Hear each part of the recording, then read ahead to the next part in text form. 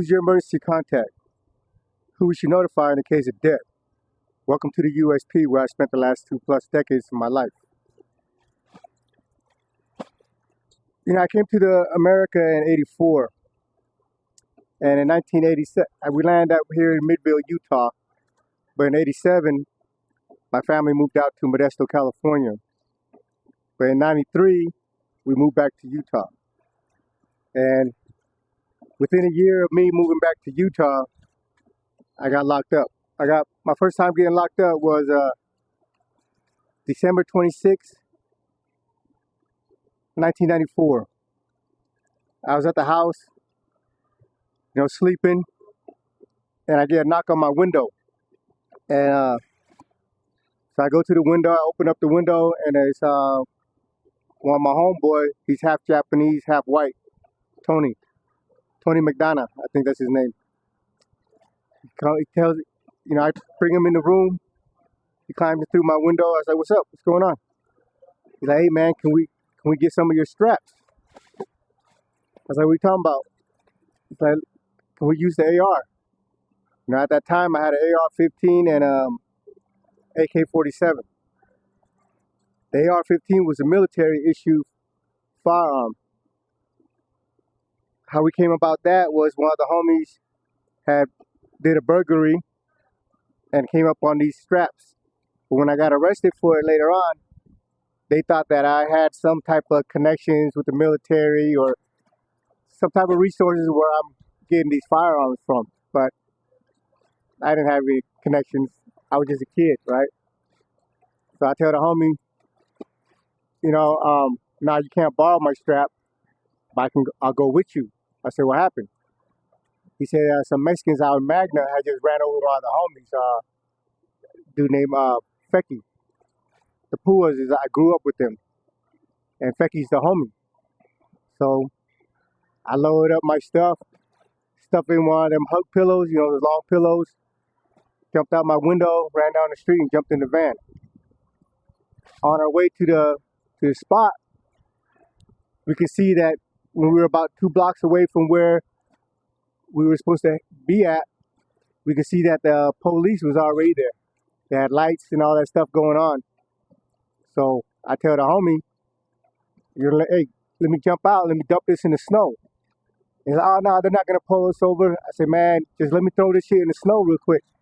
So while me and him are debating about what we're gonna do with this, I got a freaking AR-15 in the back of the van, 30-round clip.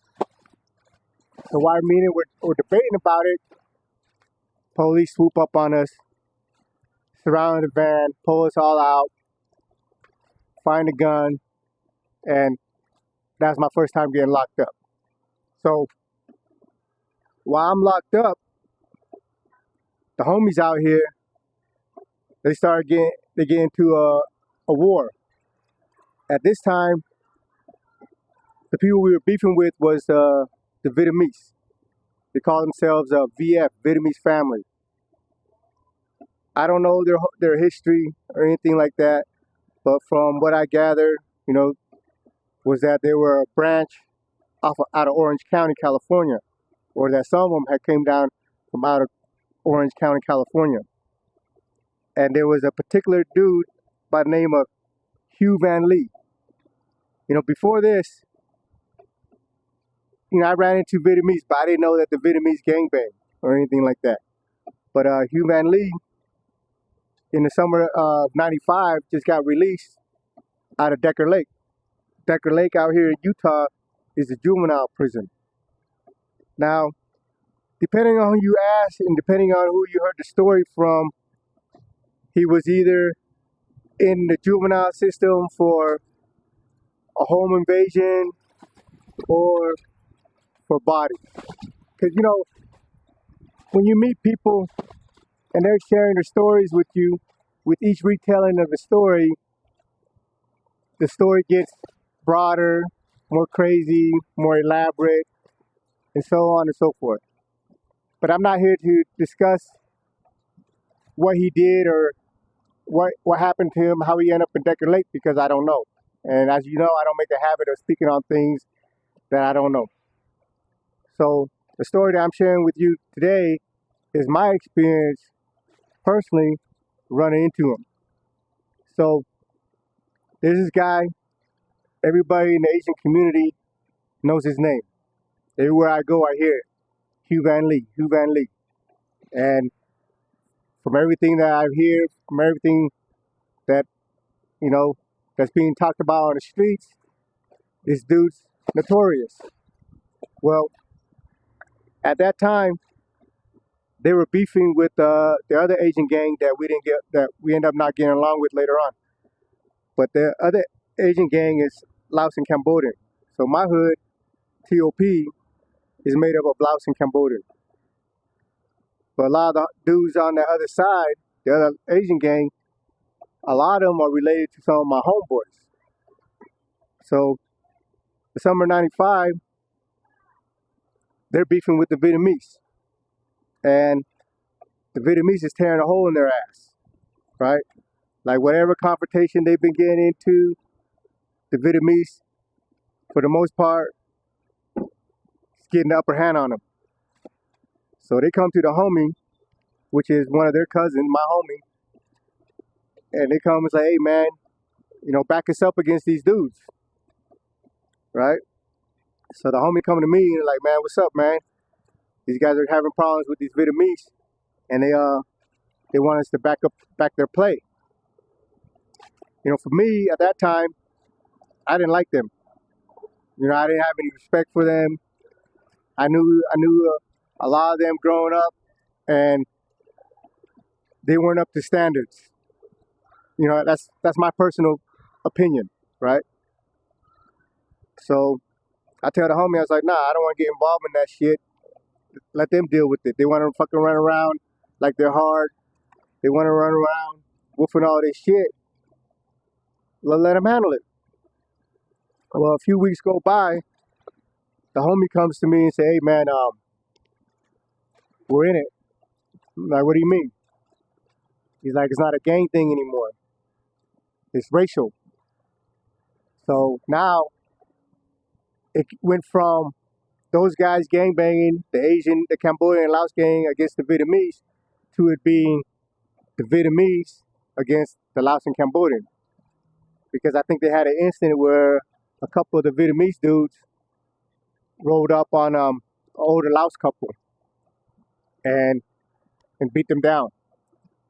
And my homeboy somehow, some way knew that Laos couple. Like here we call it Small Lake City, right? Because everybody that lives out here is related to somebody or knows somebody is related. You have a thing called 6 degrees of separation, where people say that anybody you want to know in this country, within 6 people, you'll be able to connect with them. For example, if I wanted to meet Donald Trump, I don't know Donald Trump. I don't know anybody in their circle. But I have a friend who does business in construction, is always in Vegas, gambling, and all that stuff. So I can say, hey man, I'm trying to get a hold of Donald Trump. Do you know anybody? He might not know him directly, but then in return, he might know somebody in the business industry, and through the business industry, might know somebody in politics, calls them up, so on and so forth. Within 6 people, you should be able to meet anybody that you want to meet. Well, in Utah, we call it 2 degrees of separation, because Utah is so small. Within a couple of people, somebody knows somebody. So needless to say, like I said, everybody's related or everybody knows somebody, and it's a small city, it's a small community, especially back then in the '90s. So we end up getting in the war with them. So we go and back these guys up, and on one of these occasions, we're riding around, and we see them dudes. They like to party at a couple pool halls on 3500 South in Redwood. 3500 South in Redwood. If you live in the valley, you know where it's at. It's like the heartland of West Valley. If you're going west, or east, you gotta cross Redwood Road. If you're going south and north, you gotta cross 3500. So we're on 3500 and we see all the cars. There's like some Vietnamese singer that's coming and they're performing at the club. So all the Vietnamese are at the club. So when we roll by, we see that they're there. So we head over to Lake Park. That's where this other gang reside at. So we roll up in the neighborhood. We tell them, hey, you guys trying to get them dudes? They're over there at the club. What's up? They're like, yeah, let's go. I said, well, bring your straps. We didn't have any straps on us at the time because we mostly hang out in the West Valley and Midville. But at the time in the 90s, you know, that was the height of gangbanging out here in Utah. Like everybody was funking and it was just a lot of craziness. So the gang task force, they know everybody's car, they have everybody on file, and every time you're riding down the road or whatever, they're gonna swoop up on you, pull you out of the car, shake you down, so on and so forth. So I don't make it a habit to have things on me just for the sake of having it on me, you know. So we go over there, we pulled up to their neighborhood over there in Lake Park, we call it Lake Park, and we let them know that the Vietnamese over there at the club. So they get in like 4 car deep, we got like 3 car deep, so we roll up to the club. But in the club, when you come into the driveway, the parking is in the back. So you gotta pull into the parking lot, this little entrance, and the parking is in the back. Then the club's up front. So me and my homies, we get out, and we're on our way. We're gonna go walk into the club. I don't know what these other dudes are doing. You know, they pulled up behind us or whatever. So when we pull up to the club, all the Vietnamese come out, and they're all in front. There's about 6, 7, 8 of them, and there's one dude that's in front of all of them. Like I really don't know his exact height, but at that time, he looked like he was about 6 feet tall, right? Big old Vietnamese dude, and he's up front. He just got out of Decker Lake, so he's been in there pumping weights and all that stuff, so he's all yoked up. So we're in a standoff with them. There's about 8 or 9 of them standing in front of the club. There's me and 2 of my homeboys. I'm in the middle, and there's a big-ass Vietnamese dude in front of me. And I'm like, who the fuck is that, right? And he's like, that's that dude, Hugh Van Lee. And from my perspective, like I said, I don't know exactly how tall he was, but I'm 5'5", and he was a lot bigger than me, so to me, he looked like he was 6 feet plus. Not only that, but he was all yoked up, you know, just coming out of the juvie, because back then, whether you in juvie or in the penitentiary, they had weights for you. And I never lifted no weights in my life. At this time, I'm maybe $135 soaking wet, right? So I'm like, damn. In my head, I'm like, hey, that's a big motherfucker. But it is what it is. So we're in a, you know, so we're just staring each other down, waiting for somebody to bust the move.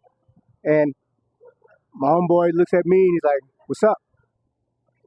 I look at him like, I ain't got no gun on me. I ain't got shit. I'm just a body. And we decided to say, fuck it. Let's just go. So we start rushing towards them. But when they rush towards them, 2 Vietnamese come out of the club and start shooting at us. Boom, boom. So we're ducking. And when I'm ducking, I see a big ass plywood. So I grab the plywood and I throw it at him. And I'm trying to throw it at his chest. And like I said, you know, when you're in an incident, you know, maybe your memory of the incident and the actual reality might not align perfectly. But to me, I try to throw that fucking 4x4 or whatever big ass piece of wood. I try to throw it at him towards his chest, but this motherfucker looked like this motherfucker jumped over it. Like he just jumped up, and I'm just like, damn. This motherfucker is big. This motherfucker is yoked up. And he knows Kung Fu? I'm like, oh shit, right? So, but we didn't get a chance to get into anything because, like I said, there's two of the Vietnamese that came out and they start shooting us. So, of course, we had to run, right? We run, we jump in the car. You know, the car is in the back of the parking lot. So we jump in the car, and as we're pulling out, they hit us. Bing, bing, bing. Blew out the window. You know, I don't know how close it came to hitting one of us or anything like that, but it shattered all of our windows as we peeled out and rolled out. And so we peeled out, rolled out. We cut across town. You know, I got fucking glass shards all over my face. The homies got cut up from where the glass, you know, shattered and hit him on the side of the arm and face. And, you know, we don't have time to see if any one of us got hit yet. You know what I mean? Like, you know, your adrenaline is pumping or whatever. I say, man, pull into the gas station, pull into the gas station. So we pull into the gas station to the part where, you know, where you can vacuum your car and stuff. We all jump out the car, take a look at each other. None of us was hit. So we start cleaning up the car, you know, vacuuming all the glass and everything. And we start looking at the bullet holes on the car. And my homeboy Ed, I'm in the back seat, but on the right side of the car. My homeboy Ed, he was on the back seat on the left side of the car. And when we looked, where he was sitting, we could see where the bullet went into the roof, you know. And Ed's taller than me, so it only missed his head by a couple inches. But that incident left a bad taste in my mouth, right? For one, you know, we didn't have any guns on us, but these dudes that we went to go get, they're in their neighborhood. That's their neighborhood. They got straps. And I told them, bring your shit. And they were like, oh, nah, we don't need them. We're just going to go over there and beat them up. Like the Vietnamese or some lames or something, right? So we rolled over there like some dumbasses and got peeled. You know, I don't know, I don't think anybody got shot or anything like that. But at the end of the day, it made us look really bad. You know, you went over there to instigate some incident, and then you had to tuck your tail and run. So that incident right there, like I said, left a real bad taste in my mouth. And I told the homie, it's like, man, we're not fucking with them dudes. You know, them dudes that we were supposed to aid and assist. Because I see now, they're not for real about it. They're just out there just to try to, you know, pump up their chest, try to play the part. You know, they got the lingo down, they got the walk down, they got the dress down, the demeanor, and all that. But at the end of the day, I don't feel that they're really about it. So after that incident, I just told the homie, listen, we're just gonna take this and deal with this on our own. So 95, the summer of 95, the whole valley was in a blaze. You know, if you're listening to the news during that time on the radio, they would come out and tell you the weather. They would say, oh, it's 90 degrees all across Salt Lake City. The weather looks nice, not a cloud in the sky. But if you're driving through West Valley, it might be raining bullets. The whole valley knew that the Asians were at war because almost every other day there were shootings, people was getting shot, and all the rest of it. Like I said, we started taking this opportunity to deal with the Vietnamese ourselves. And when you come back tomorrow, I'll share you all the things that transpire during that time leading up to me ending up in prison. So stick with me. This is gonna be a few part series because I don't want to sit here for a whole hour trying to take you through the whole incident. So for now, I'm just gonna end it there. We ran up on them and we got made a fool. And now, I'm in my feelings and we're gonna turn it up. Welcome to the USP.